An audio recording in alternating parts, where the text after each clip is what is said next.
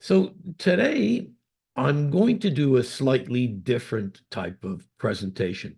Not only am I going to talk science, but I'm also going to try to pull in some business acumen too.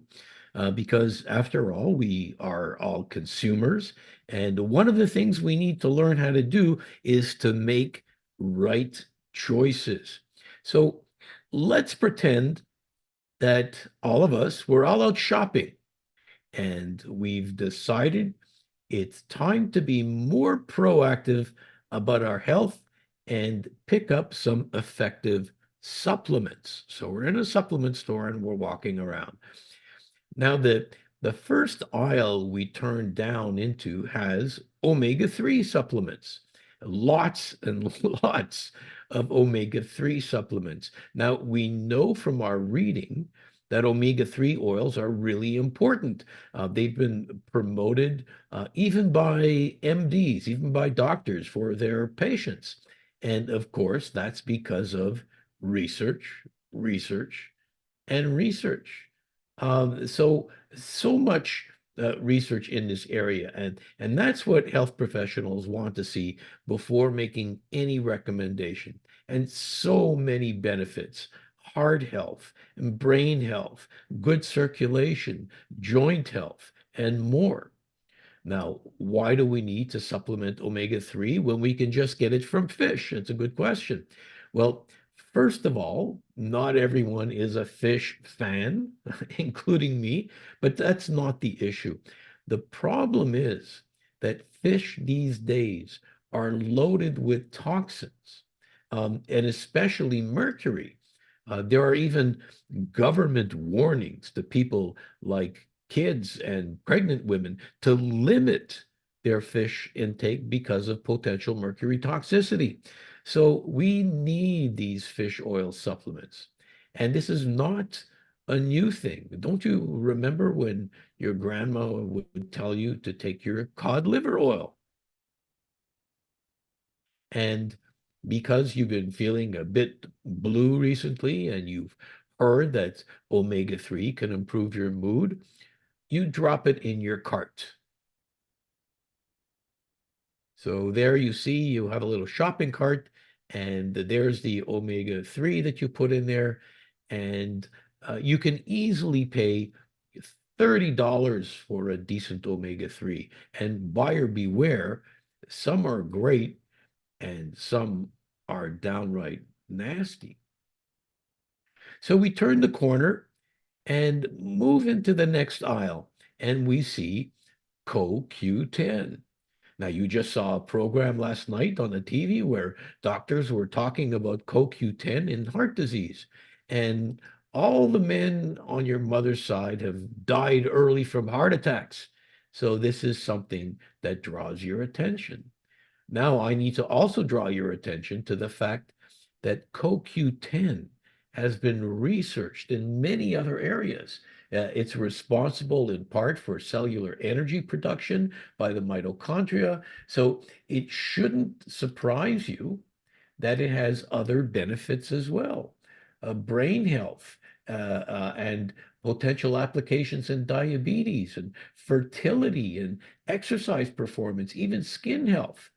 So you drop it into your cart and bing, another $25 you'll need to give the cashier to maintain your physical health.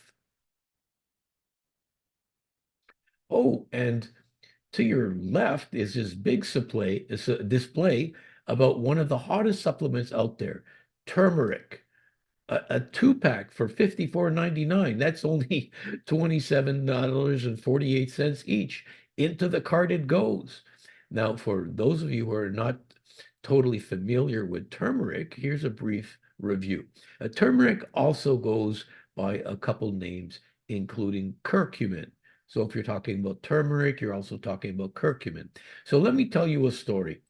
Um, Years ago, epidemiology scientists were doing studies in India, and they noticed something curious that took place in most villages.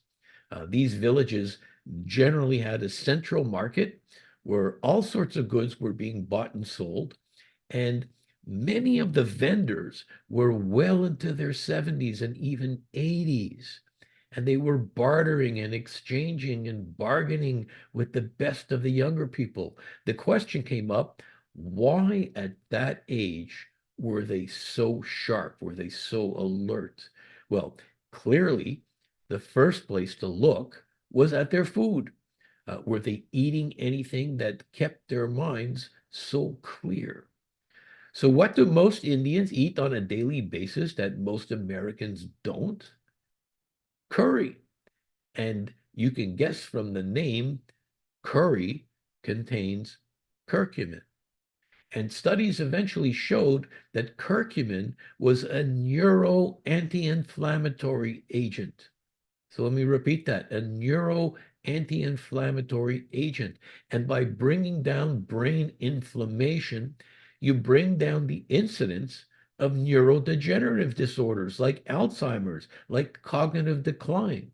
So since you've already forgotten where you left your car in the parking lot, you feel that this is a good thing to buy. And into the shopping cart it goes. So the store manager sees you putting in the bottle of curcumin into your basket and says, well, curcumin or turmeric work best when you take it with piperine. And he explains to you that the active ingredients are absorbed many times greater when piperine is present. And you do a quick check on Google when he's not looking. And as it turns out, this pepper derivative does exactly that. So wanting to get the most out of curcumin and possibly other nutrients as well, piperine goes into your shopping cart. Finally, a big old bottle of vitamin E is on sale too. And this is one supplement that you've known about for years. And for years, it was the best-selling antioxidant on the market. And having read all about the benefits of vitamin E, it's hard not to drop into your basket. And after all, it's really inexpensive compared to the others that you collected today. So you go to the cache, and these supplements total over $100. And you're okay paying for it because you understand how big the benefits are for your well-being. So are these physically healthy choices? Are these physically healthy choices?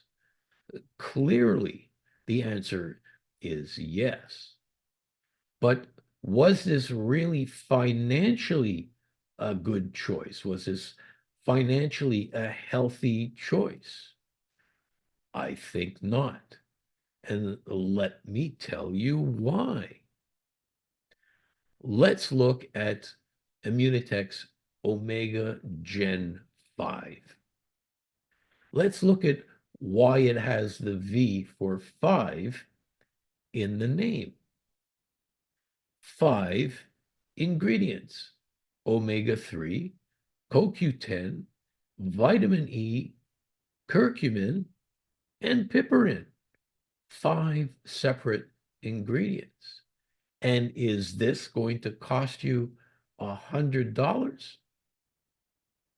Absolutely not. And I guess you can ask your upline what the cost is in your country, whether it's Canada, United States, Mexico, Peru, or otherwise. And now the price will be a little bit different from country to country, but let me tell you, far, far less than over $100. So thank you very much for your attention, and